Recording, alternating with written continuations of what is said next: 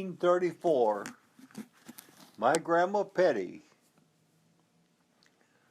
asked me to make a wooden soapbox when I was 7 years old. And when she went to the nursing home, when she was 100, she gave it back to me. And I own it today. And how long were you in business for your anniversary? 70 years I have been in business. When did you start your business? Huh? When did you start your business? January 2nd, 1947. The first year I was in business. Mm-hmm. I raised 500 tomato plants, and I made 350 lamps, smaller ones like that. And I have the first one I made out in my shop. Really? And I give it to my grandma Petty. And when she had her auction, I had to pay $8 to get it back. Wow.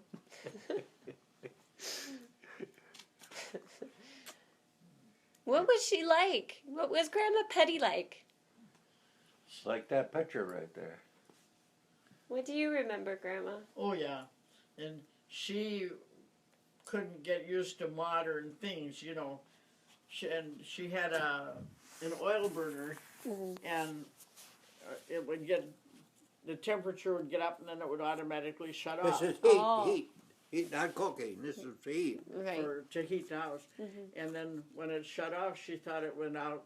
So she'd call her nephew and have him come over, and he couldn't convince her that it wasn't out, that it would come back on. And so he'd sit there until He said, that little box up on the wall will turn the furnace on. But I don't know how many times he called her over there. She called him over there because the furnace went out, and then pretty soon he'd sit there with her, and then all of a sudden it would come on. She finally realized that it wasn't going out. It wasn't going to get cold.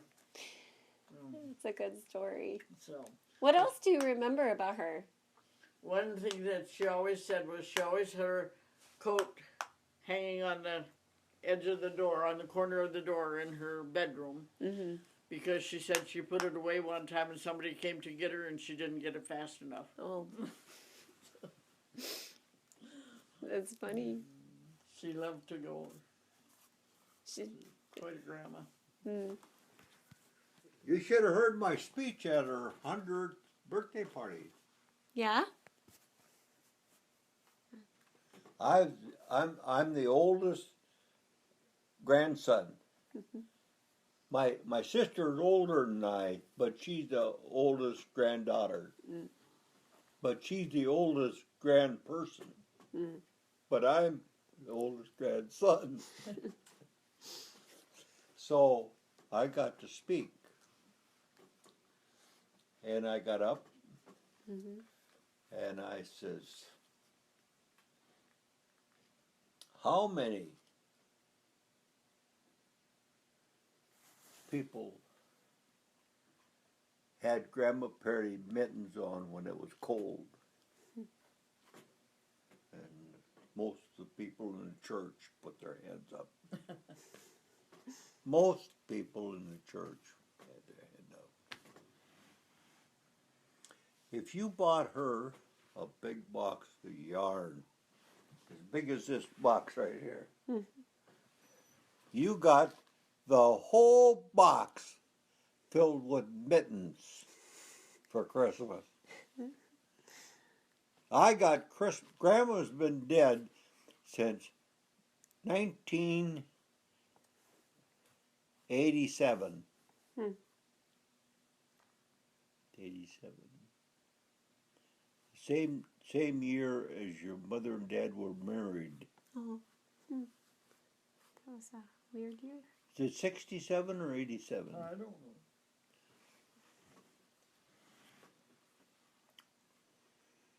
And I got up and how many had bitten? And another one was, how many made their first bed after they got married with a Grandma Petty quilt? Mm. Now, she made a quilt for everybody that got married up to Bud Bullivant. And she didn't get that one done. Elanor had to finish it. Wow. It's a That beautiful right, Ma? quilt, Grandma. You did a good job with that. One quilt never got to be used. Janice Rumsey got married in Waverly at the town hall. And Grandma Petty gave her a wedding quilt, and somebody stole it. Oh, for pity's sakes. Yeah. Stole it right out of the hall. Never found a clue. Wow. And then I ask,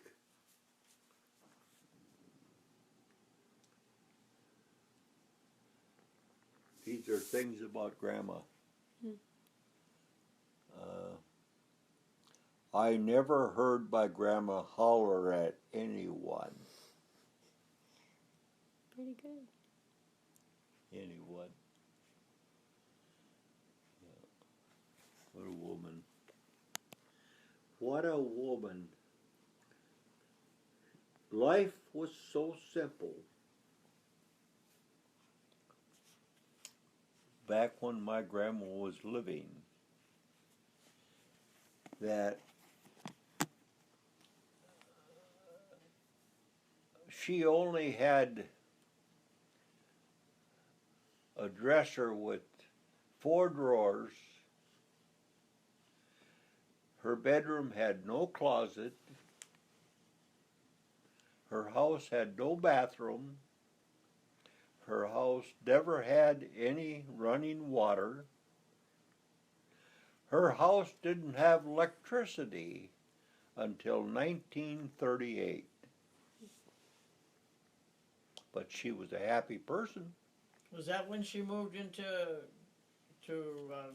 Kimball in '38? She moved into Kimball about 1952, when Dorothy and Marvin bought the farm.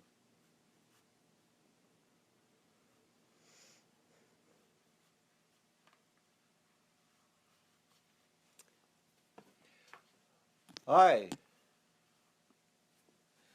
never lived in a house that had a full bathroom in it until I went to the Navy. Mm. That was in 1945. Jeez. It's weird to think about that. When I was a junior in high school, I lived in a bunkhouse, a lean-to on the barn, with all of the, today you'd call them homeless, for 2 years in high school, and then I went to the Navy, and then I lived part of the time in the bunkhouse, and then I got married, and our first house was a summer cabin on the Mississippi River down by the bridge, no insulation, and damn cold winter in 1946. Elanor and I, in our 70 years of marriage, have only spent 1 month and 3 days for rent of a house. $51. That's all the rent we've paid. Amazing. Huh? That's amazing. Today you couldn't look at it for that. Yeah. Yeah, I think my rent in the cities was $400 a month. Just think of this. Mm-hmm. Elanor and I haven't paid a mortgage payment on a house since I was 30. That's amazing. 1957. I went over to Mr. Gregerson and asked to get money for my new shop in Anoka. You ever see my new shop? Mm-hmm. And yeah, he says I can arrange that. He says we'll use your house as collateral. So then, 1957, the business paid the mortgage, and that's how come we didn't have a mortgage after that. Wow. Yeah. That's a really smart move. Yeah. Aren't you guys going to eat any?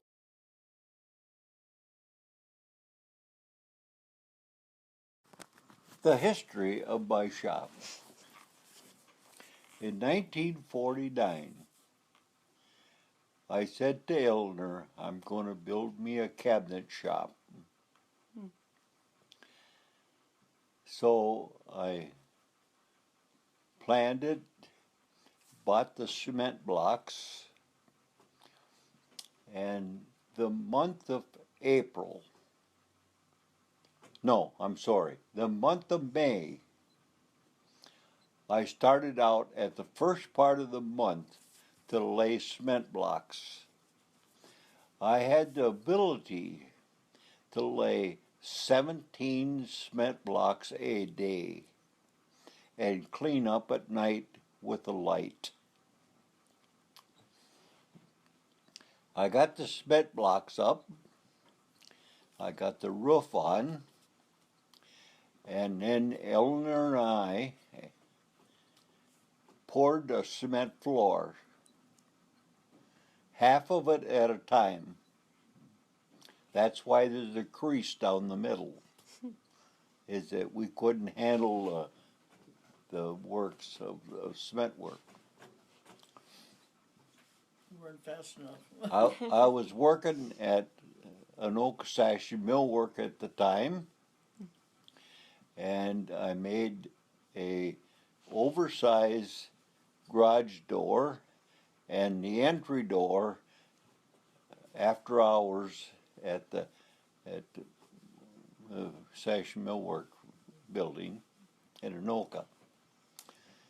And I put them on, and I wasn't ready to go in business yet. And the first winter was a very cold winter, and I told my neighbor, Herman Jensen, that if one of us backed our car in and turned it over towards where my bench is, the other one, the one that goes out first, could park the other side. So Herman he went to work earlier than I did, so he was the last one in. So that winter, we parked our cars in there. The next year was 1950, the year of the Korean War. I was recuperating from an appendicitis operation in June. And I wasn't doing my regular work because I had to do limited lifting. So I was working in the frame shop, making house window frames, and in the cabinet shop. That's the only time I ever worked in a cabinet shop besides my own. The boss come through and told me to make a pie cabinet for a restaurant in town on about Wednesday before the 4th of July.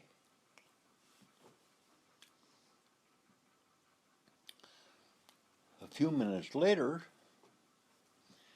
the foreman come by, who was my mentor, had a lot of respect for the 75-year-old man, taught me everything I knew, and he told me I was to make 13 basement frames. And I says, Bob, I can't do that because I took a cabinet job from the boss. And he says, Ralph, the boss, isn't supposed to give you your work. I'm supposed to give you your work.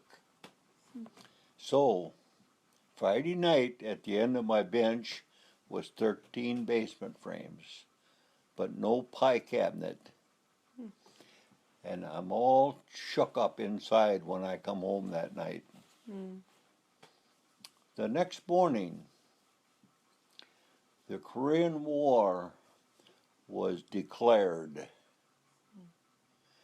And my boss was a captain in the National Guard, and he knew he was going to have to go to Korea. I called him up. This is 4th of July weekend. We weren't working the weekend. I called him up on Saturday morning, and I says to my boss, his name was Ralph, I says, Ralph, I'd like to talk to you this morning. Are you coming into the shop? And he says, yes, I'm going to be there about 10 o'clock. So at 10 o'clock I was there. And I approached him with the shop key. I says, here's the key to your shop. I'm quitting. And he says, put it back in your pocket. And I put it back in my pocket. And we're sitting out on the front of the building on a loading dock talking. And a car drove up, and it was one of my high school classmates, Jackie Hiltz.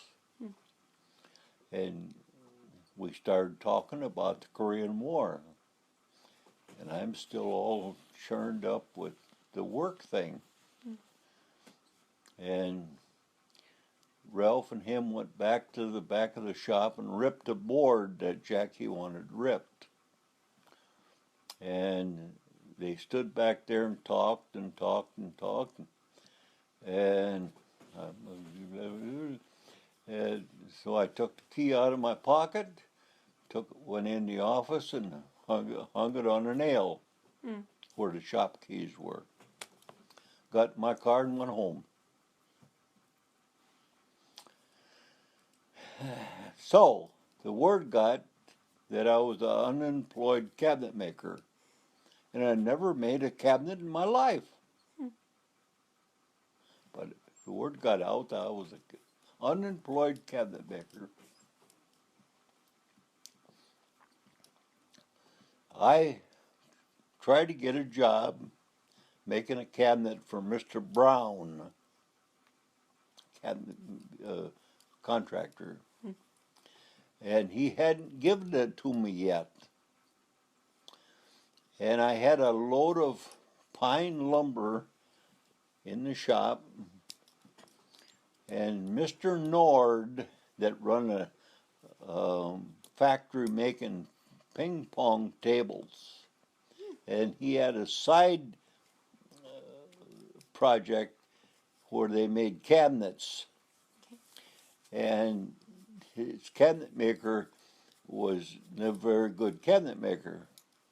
And his one of his customers, Yoho's, told Nord that he wouldn't accept any more cabinets from him because there was too much plastic wood, you know, too much not good cabinet work. And I wouldn't go to work for Nord. I told him, I said, I got a job coming from Mr. Brown, you know, right away. And he said to me, he says, if you won't come to work for me, will you make me a cabinet? And this cabinet was for the Yohos. They're the people that plastered my house and stuccoed my house and bought hundreds of cabinets from me over the years. Okay? Wow.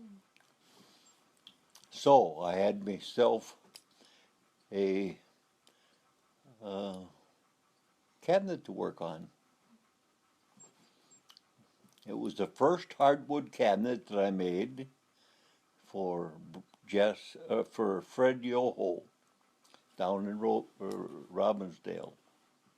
I had no truck, so the Yohos had to come and haul it. And we hauled it, and we come back, and we sat on my workbench, and Jess Yoho, that's another brother, said, will you make a cabinet?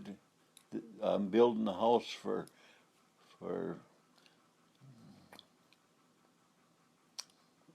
I had it in my mind a minute ago. Who was the doctor that drowned in the lake? Rock. Huh? Rock. No. Well, anyhow, this doctor was building a nice house on the Rum River in Anoka. And I says, I can't take that order from you, Jess. And he says, why not? He says, because Nord promised me that. And Jess says, to hell with Nord. So I had the second cabinet. And I got the brown cabinet too. So I had three of them. But before that, before I quit my job, her uncle, Hugh Vandergon, drove into my yard. This is 2 months earlier than that. And he said, will you make me a cabinet for my new house that I'm going to have ready in September? I had that ordered in my pocket when I quit my job over in Anoka. That set of cabinets, the first order, is still in the house at Silver Creek. When Jess told him to hell with Nord, he said, if I want a cabinet out of knots, he said, I'd have bought knots. But he said, I want a cabinet out of lumber.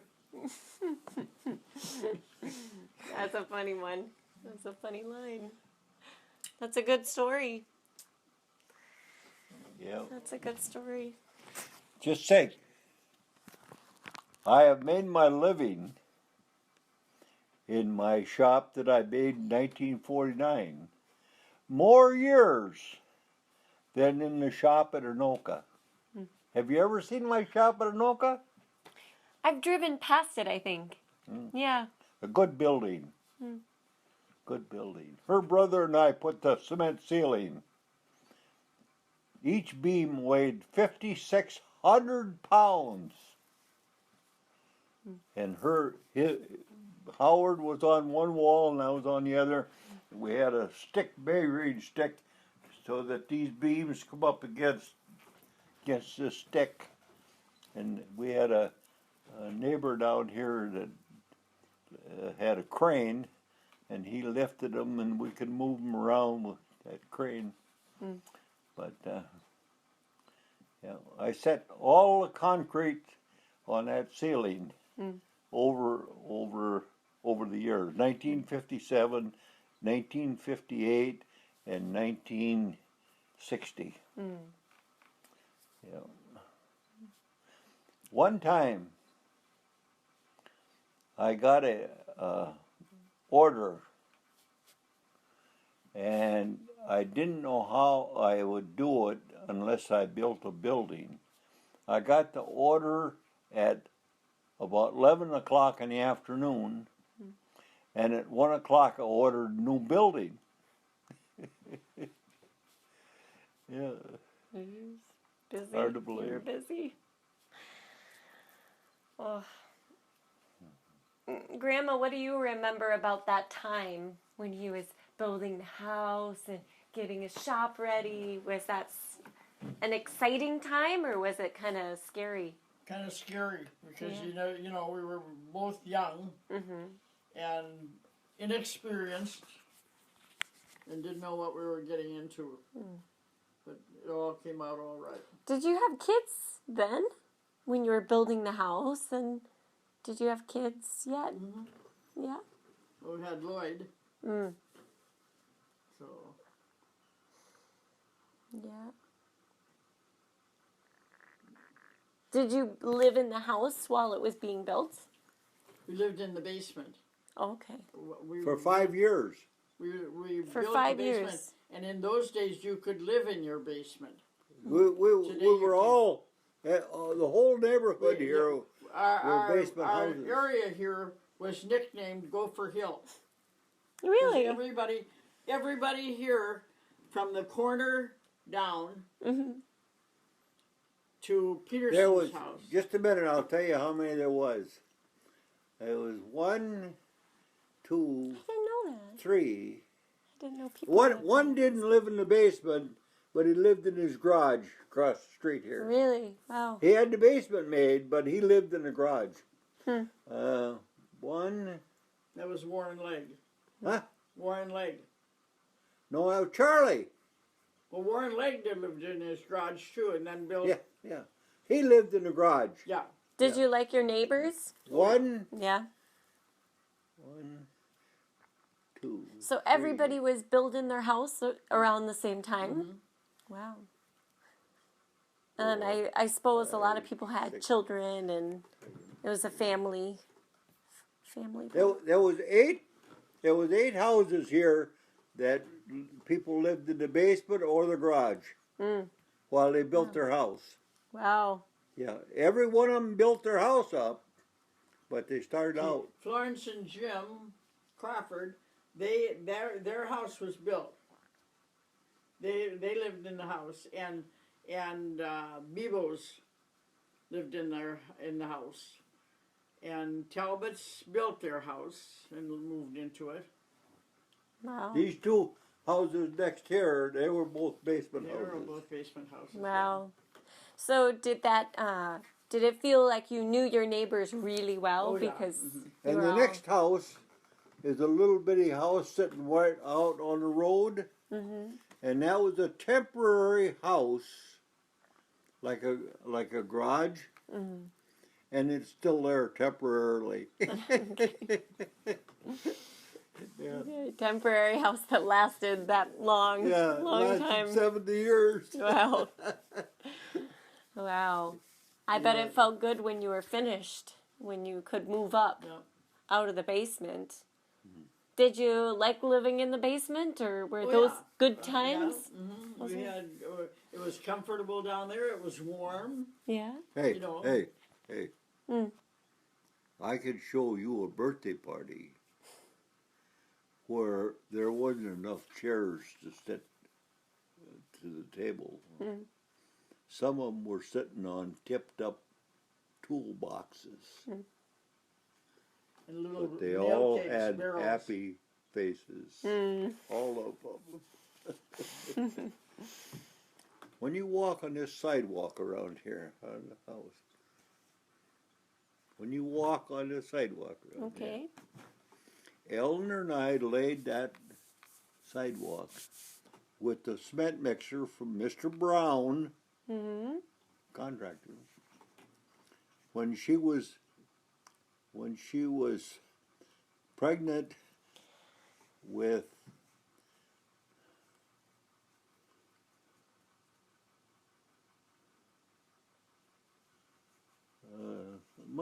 must been Linda. Leanne or Linda, either one. No, Leanne was in 1950. That's too early. That's too early. That's been Linda.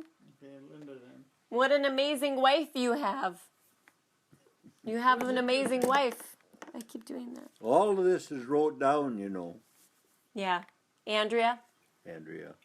That's good. I got to start. Now that I'm through with my business, I got time to finish it. I'm up.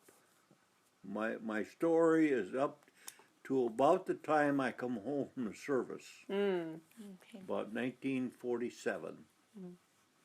And there's a lot of time, a lot of things happened after 1947. 1991 is when things really got going, because that was when I was born. No, just kidding. Just kidding. No, you had a very exciting life, Grandpa.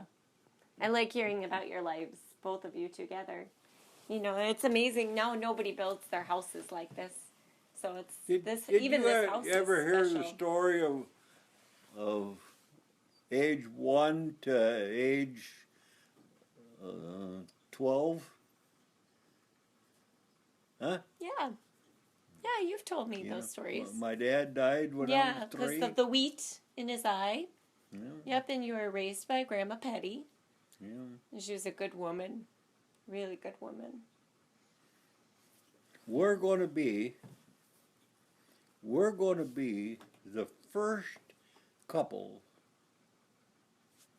in our generation, either generation, that the kids didn't have to pay for the burial of their mother and dad. We're the first generation. They're all paid for already. Wow. Yeah. Wow. You have, We come from very poor backgrounds. Eleanor's background and my background. I did have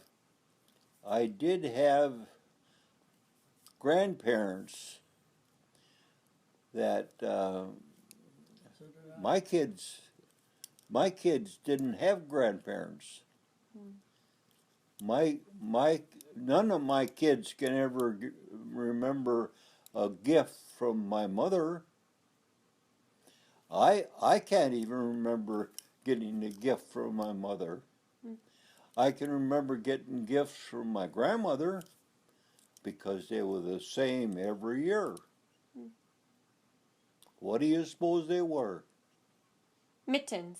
A pair of pajamas and mittens and maybe a cap, you know. Right. And Grandpa Bullivant, Grandpa Petty, the grandchildren lined up and we got 50 cents. Yep. That was a lot back then. I Yeah. bet. 50 cents. And today that's equivalent to about $20. Now, my Grandpa Bullivant, now you can think back how many times you had contact with me. My Grandpa Bullivant, I can only remember contact 2 times. 2 times. That's And you know, strange. nowadays kids see their parents almost as much as they do, or their grandparents almost as much as they do their parents. Right, right. Well, by having you guys, by having you in our lives and seeing how that relationship can be, David and I will say to each other, we want to write our grandkids. We want to write them letters. Mm-hmm. And we want to go to all their things. If they're in a play or if they're in a soccer game or, it changes. You two have changed how our whole family thinks of being a parent and being a grandparent. And that's a lot of people that you have changed how they interact with their kids and their grandkids. That's a fun run. Yeah, and that will be passed down. That will always be passed down. Because I will always write to my grandkids, and David will too. So then that gets passed along. That relationship is so beautiful. It's a beautiful thing that you have done. Mm-hmm. Yeah. It's a lot to be proud of. I look up to you guys a lot. So good. It's nice that I get to visit sometimes. Anytime you ever want to come, just say, check to see if we're going to be home, because you're welcome anytime. What I should do is I should go to church with you, because now we never go to church really at home. Cause you can come every Sunday morning at 9:30. I really should go to church. I won't go. I have an event next week on Sunday, but maybe the next week I will come with you guys, because you have a nice church. We do. We have. And they're friendly. Mm. It seems like no matter who comes there, somebody's always talking to them. Yeah. That's always been my experience. This ruler is advertising my Formica cabinet. I was the first cabinet shop in the state of Minnesota to make Formica cabinets as a standard run of cabinetry. I took an order in 1959 and told them I would make a Formica cabinet for them if I didn't have to deliver for a year till I perfected it. Since 1960, I've only changed one thing in the design, was the drawer.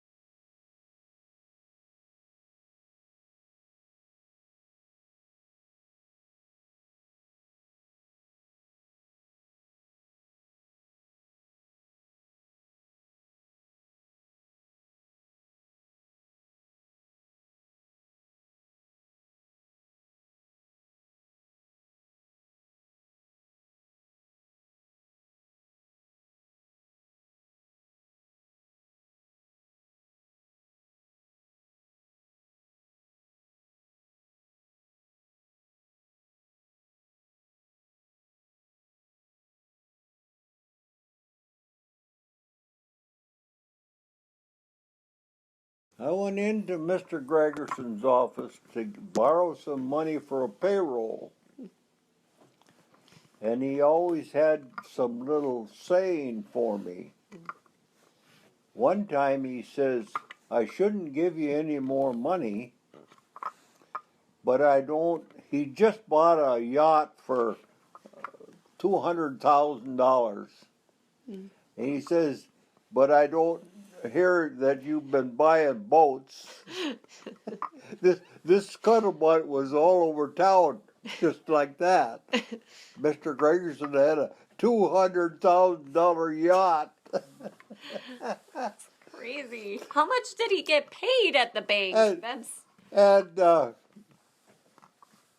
And he says, so I don't see you buying expensive boats, so I'm going to give you the money. so then a couple of years went by, and I had to go borrow some more money. And he says,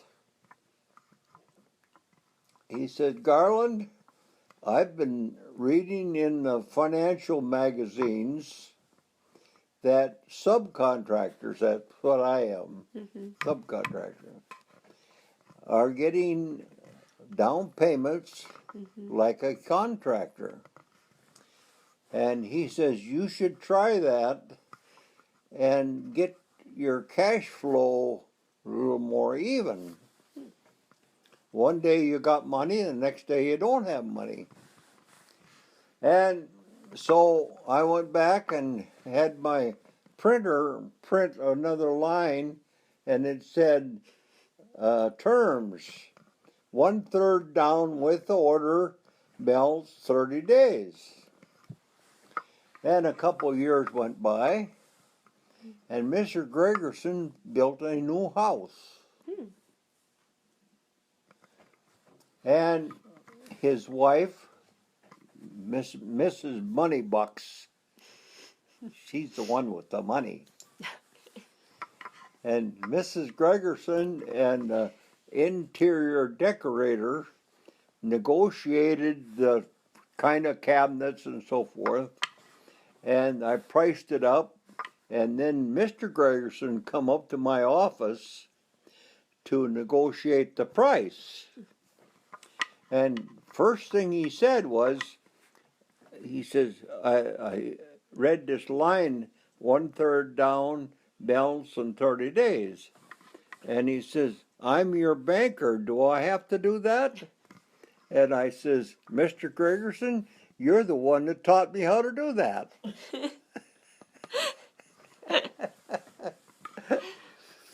One time I went in to get some money, and he says, Garland, I shouldn't give you any more money. But he says, I don't see you down at the beer joint, so I'm going to give it to you.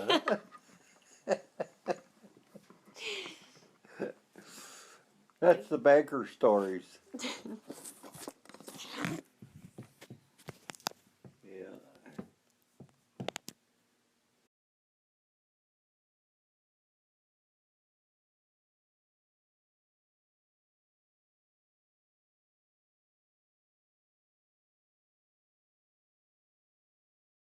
It'll be that high there, and Oh, I see. Okay. you know, Yeah. the groove is going to be from about here down to here. Mm-hmm. The handle will go up here like that, Okay. but this is too thin here to make it groove. Right. Yeah. So I'm just going to put that in there like that and run it through the saw, and I'm going to do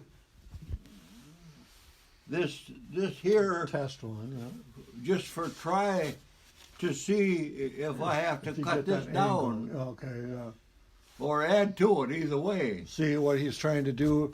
He's got a block there so that he wants to cut the angle, but he wants it to go like Give me that this, piece, and not straight. it's on the bottom. There are two pieces down the bottom. One of them.